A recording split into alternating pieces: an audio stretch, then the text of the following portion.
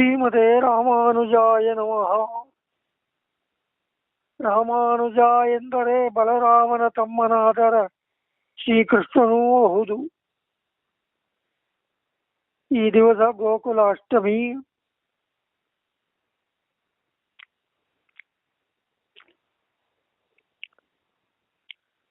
ಶ್ರೀಕೃಷ್ಣ ಸಾಹಸ ಎಂಬ ಪ್ರಬಂಧ ರೈಯರ್ ಶ್ರೀರಾಮ ಶರ್ಮ ಬರೆದದ್ದನ್ನ ಓದುತ್ತಿದ್ದಾರೆ. ಎಳೆತನದಿಂದಲೇ ಬಲಶಾಲಿಯಾದ ಪರಮಾತ್ಮ ಶ್ರೀಕೃಷ್ಣ ಹುಟ್ಟುವಾಗಲೇ 4 ತೋಳು, ಶಂಖಚಕ್ರ ಹಿಡಿದು ಗದೆ ಹಿಡಿದು ಶ್ರೀವತ್ಸ ಕೌಸ್ತುಭ ಚಿಹ್ನೆಗಳನ್ನು ವಕ್ಷದಲ್ಲಿ ಧರಿಸಿ ದರ್ಶನವಿತ್ತವನು. ಈ ಮಹಾಮಹಿಮನ ಬಾಲಲೀಲೆಗಳು ಒಂದು ಕಡೆ ಇರಲಿ,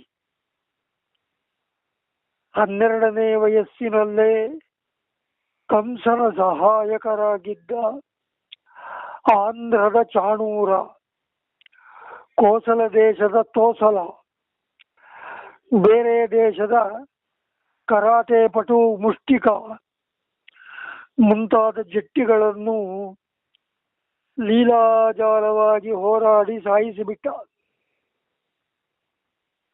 ಕಂಸನ ತಲೆ ಜುಟ್ಟು ಹಿಡಿದೆಳೆದು ನೆಲದಲ್ಲಿ ಬೀಳಿಸಿ ಎದೆಯ ಮೇಲೇರಿ ಮುಷ್ಟಿಯಿಂದ ಹೊಡೆದು ಕೊಂದ. ಮೊದಲೇ ಮದಿಸಿದ ಕುವಲಯ ಪೀಡ ಆನೆಯನ್ನು ಅದರ ಕೊಂಬನ್ನೇ ಮುರಿದು ಅದರಿಂದಲೇ ಚುಚ್ಚಿ ಕೊಂದ. ಹೀಗೆ ಕ್ಷತ್ರಿಯ ವೀರರನ್ನೆಲ್ಲ ಉಪಾಯದಿಂದ ಹೋರಾಡಿ ಪರಾಕ್ರಮದಿಂದ ನಾಶ ಮಾಡಿದ.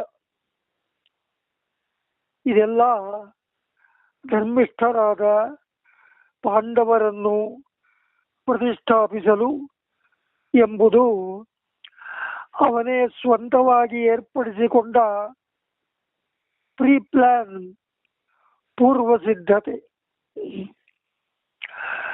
ಕೌರವ ಪಾಂಡವರ ಯುದ್ಧ ಆಗಿಯೇ ಆಗುವುದೆಂದು ತನ್ನ ಸೋದರತ್ತೆ ಕುಂತಿಯ ಮಕ್ಕಳನ್ನು ಕಾಪಾಡಬೇಕೆಂದು ಇವನ ಸಂಕಲ್ಪವು ಧರ್ಮಸ್ಥಾಪನೆಗಾಗಿ. ಮಹಾಭಾರತಕ್ಕೆ ಧರ್ಮಜಯ ಎಂದು, ರಾಮಾಯಣಕ್ಕೆ ರಾಮಜಯ ಎಂದು ಜ್ಯೋತಿಷ ಶಾಸ್ತ್ರದ ವಚನವಿದೆ. ಶ್ರೀಕೃಷ್ಣ ಕಾಲಜ್ಞಾನಿ, ಭವಿಷ್ಯ ತಿಳಿದವನು. ಅವನು ಸರ್ವಜ್ಞನಾದ ಪರಬ್ರಹ್ಮನ ಅವತಾರ ರೂಪವೇ ಆದ ಕಾರಣ ಸರ್ವಶಕ್ತನೂ ಆಗಿದ್ದ. ಆದರೆ ಉಜ್ಜಯಿನಿಯಲ್ಲಿ ಸಾಂದೀಪನಿ ಬ್ರಾಹ್ಮಣಾಚಾರ್ಯನಲ್ಲಿ ಲೋಕದೃಷ್ಟಿಯಿಂದ ಸಕಲ ವಿದ್ಯೆಗಳನ್ನು ಒಂದೇ ಸಲಕ್ಕೆ ಕಲಿತವನು ಶ್ರೀಕೃಷ್ಣ. ಬಲರಾಮನು ಹೀಗೆಯೇ ಪರಬ್ರಹ್ಮದ ಅಂಶಾವತಾರವಾದುದರಿಂದ ರಾಮಕೃಷ್ಣರ ಈ ಜೋಡಿಯು ಅಸಾಧಾರಣ ಶಕ್ತಿಯಿಂದ ಯಾದವರ ನಿರ್ವಸಿತ ಶಾಪಗ್ರಸ್ತ 100 ಗುಂಪುಗಳನ್ನು ಒಗ್ಗೂಡಿಸಿ ಸಮಸ್ತ ಕ್ಷತ್ರಿಯರಿಗೂ ಅಸಾಧ್ಯವೆಂಬಂತೆ ಸೈನ್ಯ ಕಟ್ಟಿದುದು ಒಂದು ಮಹತ್ತಾದ ಕಾರ್ಯ.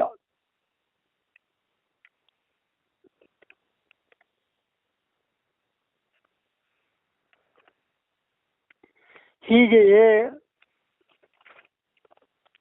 ಗೀತೆಯಲ್ಲಿ ಅವನೇ ತನ್ನ ಬಗ್ಗೆ ಹೇಳಿದ ತಾತ್ವಿಕವಾದ ಮಾತು ಇಲ್ಲಿ ಜನ್ಮ ಕರ್ಮಚ ಮೇ ದಿವ್ಯಂ ಎಂಬುದು ಗಮನಾರ್ಹ.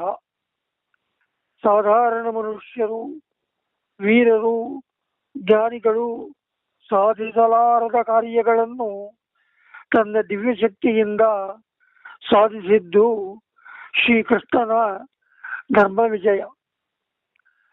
ಮಹಾಭಾರತವು ಕೃಷ್ಣನ ಚರಿತೆ ಎಂದೇ ಸಾಹಿತ್ಯ ಶಾಸ್ತ್ರದಲ್ಲಿ ಪ್ರಸಿದ್ಧ. ಶಾಂತಿ ಸ್ಥಾಪನೆಯೇ ಮಹಾಭಾರತದ ಗುರಿ. ಜಗಳ ಪರಿಹಾರವಾಗಬೇಕು, ನೆಮ್ಮದಿಯ ಶಾಂತರಸದ ಅನುಭವವಾಗಬೇಕು. ಇದೇ ಮಹಾಭಾರತದ ಸಂದೇಶ. ಶ್ರೀಕೃಷ್ಣನ ಸಂದೇಶವೂ ಇದೇ ಆಗಿದೆ. ಧರ್ಮವು ಅಶಾಂತಿಯನ್ನು ಮೂಡಿಸದ ಶ್ರೇಷ್ಠ ವಸ್ತು. ಅಧರ್ಮವೇ ಅಶಾಂತಿಗೆ ಕಾರಣ. ಅಶಾಂತಿಯೇ ಸಮಾಜದ ನಾಶಕ್ಕೆ ಕಾರಣ. ಆದುದರಿಂದ ಶಾಂತಿಗಾಗಿ ಮನಸ್ಸನ್ನು ಸ್ಥಿರಗೊಳಿಸಿಕೊಂಡು ತಮ್ಮ ತಮ್ಮ ಕರ್ತವ್ಯಗಳನ್ನು ನೆರವೇರಿಸುವುದೇ ಧರ್ಮದ ಆಚರಣೆ ಎಂಬುದು ಗೀತೆಯಲ್ಲಿ ಕೃಷ್ಣನ ಅಭಿಪ್ರಾಯ. ಉತ್ಸೀದೇಯು ಇಮೇ ಲೋಕಾಃ ನ ಕುರ್ಯಾಂ ಕರ್ಮ ಚೇತ್ ಅಹಂ. ಇದೇ ಅವನ ಧೀರವಾಣಿ. ಮಹಾಭಾರತ, ಭಾಗವತಾದಿ ಪುರಾಣಗಳಲ್ಲಿ ಇಲ್ಲದ ಅನೇಕ ವಿಷಯಗಳು ಐತಿಹಾಸಿಕವಾಗಿ ಕಾಶ್ಮೀರದ ಕಲ್ಲಣ್ಣನ ರಾಜತರಂಗಿಣಿ ಗ್ರಂಥದಲ್ಲಿವೆ. ಅವುಗಳಲ್ಲಿ ಶ್ರೀಕೃಷ್ಣ ಮಾಡಿದ ಶಾಂತಿ ಸ್ಥಾಪನೆ ಒಂದು. ಒಮ್ಮೆ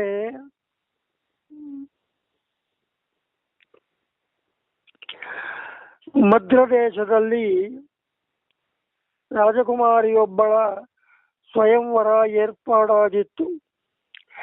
ಈಗ ಮಧ್ಯದೇಶ ಆಫ್ಘಾನಿಸ್ತಾನ್ನಲ್ಲಿ ಸೇರಿ ಹೋಗಿದೆ. ಅನೇಕ ರಾಜರು, ಭಾರತದ ರಾಜ್ಯದವರೆಲ್ಲ ಅಲ್ಲಿ ಸೇರಿದ್ದರು. ಶ್ರೀಕೃಷ್ಣನ ಅಂತಃಪ್ರಜ್ಞೆ ಭವಿಷ್ಯವನ್ನು ಸೂಚಿಸಿತ್ತು. ಬಲರಾಮನು ಸ್ವಯಂವರಕ್ಕೆ ಹೊರಟಾಗ ಅವನ ಬಾಹುಬಲದ ಬಗ್ಗೆ ಯಾರಿಗೂ ಸಂಶಯವಿರಲಿಲ್ಲ. ಏಕೆಂದರೆ ಬಲರಾಮ ಎತ್ತರದ ವ್ಯಕ್ತಿ, ಮುಷ್ಟಿ ಕಾಳಗದಲ್ಲಿ ಸಮರ್ಥ. ನಿರಾಯುಧನಾಗಿ ನೂರಾರು ಆನೆಗಳ ಸೈನ್ಯದೊಳಗೆ ನುಗ್ಗಿ ಆನೆಗಳನ್ನೇ ಬೀಳಿಸುವ ಏಕಾಕಿಯ ಸಾಮರ್ಥ್ಯ ಅವನದು. ಎಲ್ಲರಿಗೂ ಇದು ಗೊತ್ತು. ಆದರೂ ಶ್ರೀಕೃಷ್ಣನು ಮುಂದಾಲೋಚನೆಯಿಂದ ಯಾದವ ಸೈನ್ಯದೊಡನೆ ತಾನು ಹೊರಟ. ಸ್ವಯಂವರಕ್ಕೆ ಸೇರಿದ ರಾಜರಲ್ಲಿ ಏನೋ ಸಣ್ಣ ವಿಷಯಕ್ಕೆ ಜಗಳವಾಗಿ ಕೈ ಮಿಲಾಯಿಸಿ ಯುದ್ಧವೇ ಆಯಿತು. ಬಲರಾಮನು ಜಗಳ ಬಿಡಿಸಲು ಹೋಗಿ ಕಾಶ್ಮೀರ ರಾಜನನ್ನು ಮುಷ್ಟಿಯಿಂದ ಹೊಡೆದು ಕೊಂದು ಬಿಟ್ಟ. ಅವನು ಕಾಶ್ಮೀರದ ರಾಜನೆಂಬುದು ಬಲರಾಮನಿಗೆ ತಿಳಿಯಲಿಲ್ಲ. ಗುಂಪಿನಲ್ಲಿದ್ದ ಕಾರಣ ಕಾಶ್ಮೀರ ರಾಜ ಮರಣಿಸಿದ್ದ.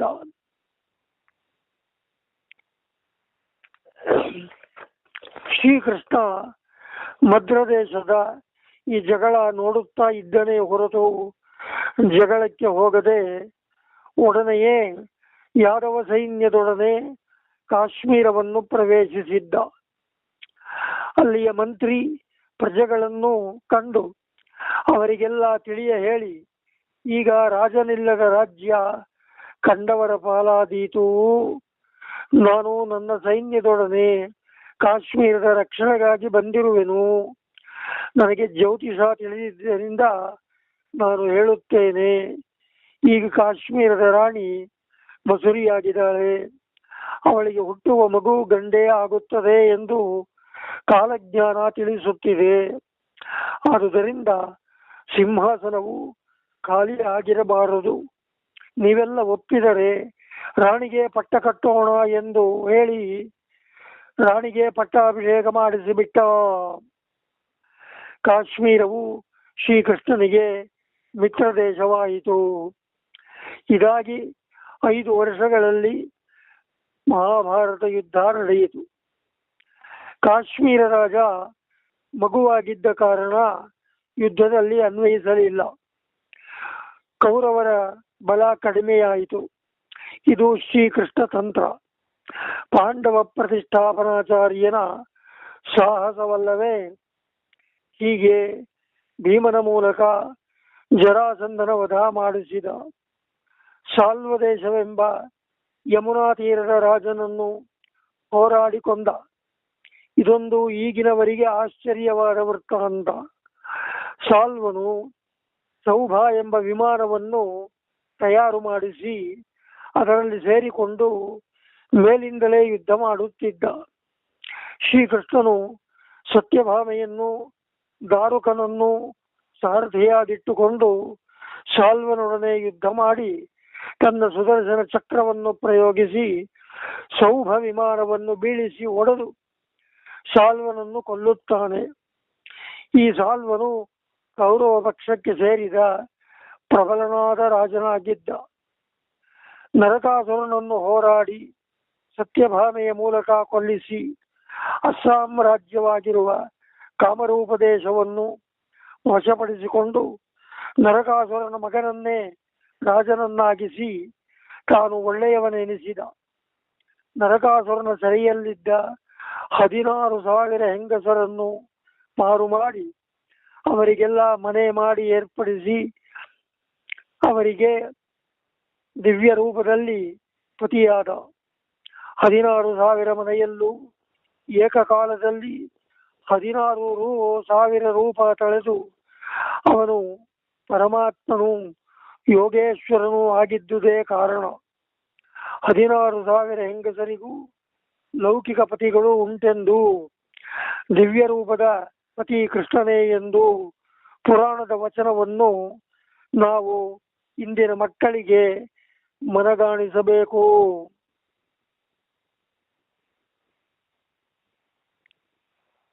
ಶ್ರೀಕೃಷ್ಣನು ಈಗಿನ ಬರ್ಮಾ ಬಂಗಾಳಗಳಿಗೆ ಸೇರಿದ್ದ ಸಮುದ್ರ ತೀರದ ಪುಂಡ್ರ ದೇಶದ ಪೌಂಡ್ರಕ ವಾಸುದೇವನನ್ನು ಕೊಂದುದು, ಛೇದಿ ರಾಜ್ಯದ ಶಿಶುಪಾಲನನ್ನು ಸಂಹರಿಸಿದುದು, ಕೊಲ್ಲಾಪುರದ ಶೃಗಾಲ ವಾಸುದೇವನನ್ನು ಜಯಿಸಿದ್ದು, ಇದೆಲ್ಲ ಪಾಂಡವರ ವಿರೋಧಿ ಕೌರವ ಪಕ್ಷಕ್ಕೆ ಸೇರಿದವರನ್ನು ಮುಗಿಸಿದ ಸಾಹಸ. ಇದು ಶ್ರೀಕೃಷ್ಣನ ತಂತ್ರ. ಈಗಿನ ಇಂಡೋನೇಷಿಯಾದ ಭಾಗವಾಗಿದ್ದ ಲಂಕಾದ್ವೀಪವು ವಿಭೀಷಣನ ಆಳ್ವಿಕೆಯಲ್ಲಿತ್ತು. ವಿಭೀಷಣ ಚಿರಂಜೀವಿ. ಕಲಿಯುಗದಲ್ಲಿ 2,000 ವರ್ಷ ಕಳೆದಾಗ ಲಂಕೆ ಸಮುದ್ರದಲ್ಲಿ ಮುಳುಗಿ ಹೋಗುವುದೆಂದು ಪುರಾಣ ತಿಳಿಸುತ್ತದೆ. ಪಾಂಡವರು ದಿಗ್ವಿಜಯ ಮಾಡಿದ ಪ್ರಸಂಗದಲ್ಲಿ ಅರ್ಜುನನು ದಕ್ಷಿಣ ದಿಕ್ಕಿನಲ್ಲಿ ಈಗಿನ ಮಹಿಷಮಂಡಲವೆಂಬ ಮೈಸೂರು ದೇಶ ಕೇರಳಗಳನ್ನು ಜಯಿಸಿದಾನೆ. ಲಂಕೆಯ ವಿಭೀಷಣನು ಆಗ ಶ್ರೀರಾಮನೇ ಶ್ರೀಕೃಷ್ಣನಾಗಿ ಹುಟ್ಟಿರುವನೆಂದು ತಿಳಿದು ತಾನೇ ರಾಕ್ಷಸರ ಹೆಗಲ ಮೇಲೆ ಚಿನ್ನ ರತ್ನ ಮುತ್ತು ಹವಳಗಳನ್ನು ಹೊರಸಿ ಕಾಣಿಕೆಯಾಗಿ ಕಳುಹಿಸಿಕೊಟ್ಟನೆಂಬುದು ಶ್ರೀಕೃಷ್ಣನ ಅವತಾರ ಹಿರಿಮೆ. ಕಾಂಡವವನವನ್ನು ಸುಡಿಸಿ ಅಗ್ನಿಯಿಂದ ಒಂದು ದಿವ್ಯ ರಥವನ್ನು ಪಡೆದು ಅರ್ಜುನನಿಗೆ ಕೊಡಿಸುವುದು ಒಂದು ಸಾಹಸ. ಹೀಗೆ ಶ್ರೀಕೃಷ್ಣ ಚರಿತೆಯಲ್ಲಿ ಬಾಲಲೀಲೆಗಳನ್ನೇ ಹೇಳುತ್ತಾ ವಿನೋದದಿಂದ ಕಾಲ ಕಳೆಯುವಂತೆ ಅವನ ಯೌವನ ಪ್ರೌಢತೆಯ ಸಾಹಸ ಕಾರ್ಯಗಳನ್ನು ರಾಜಕೀಯ ಸಮನ್ವಯ ದೃಷ್ಟಿಯಿಂದಲೇ ಮಕ್ಕಳಿಗೆ ಹೇಳಿಕೊಡಬೇಕು.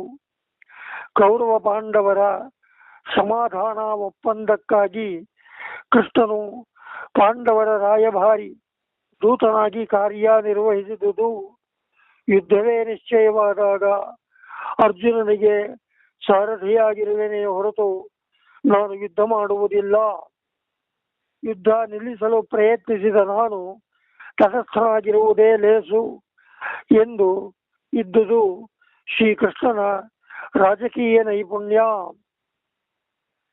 ಬಲರಾಮನಿಗೆ ಗೋಹತ್ಯೆಯು ಅಂಟುವಂತೆ ಮಾಡಿ ಮಹಾಭಾರತ ಯುದ್ಧ ಕಾಲದಲ್ಲಿ ತೀರ್ಥಯಾತ್ರೆಗೆ ಕಳಿಸಿದುದು ಕೃಷ್ಣತಂತ್ರ. ಬಲರಾಮ ಕೌರವ ಪಕ್ಷ ಸೇರುವುದು ನಿಶ್ಚಯ. ಏಕೆಂದರೆ ದುರ್ಯೋಧನ ಬಲರಾಮನ ಶಿಷ್ಯ, ಗದಾಯುದ್ಧ ಕಲಿತವನು, ಹಾಗೂ ಬೀಗರ ಸಂಬಂಧವೂ ಉಂಟು. ಹೀಗೆ ಬಲರಾಮನನ್ನು ಯುದ್ಧ ಪ್ರಕರಣದಿಂದ ಹೊರಹಾಕಿಸಿದುದು ಕೃಷ್ಣತಂತ್ರ. ಹೀಗೆ ಸಾಹಸ ಯುಕ್ತಿಗಳಿಂದ ಕೃಷ್ಣನು ಧರ್ಮಜಯವನ್ನು ಸಾಧಿಸಿ ಶಾಂತಿವೀರನಾದ ಎಂದು ನಾನು ಭಾವಿಸುತ್ತೇನೆ. ಇಂತೂ ಒಡೆಯರ್ ಶ್ರೀರಾಮ ಶರ್ಮ, ರಾಮಾನುಜದಾಸ ಅನುದಾಸ, ಗೋಕುಲಾಷ್ಟಮಿ 26/8/2024. ಶ್ರೀಮತೆ ರಾಮಾನುಜಾಯ ನಮಃ.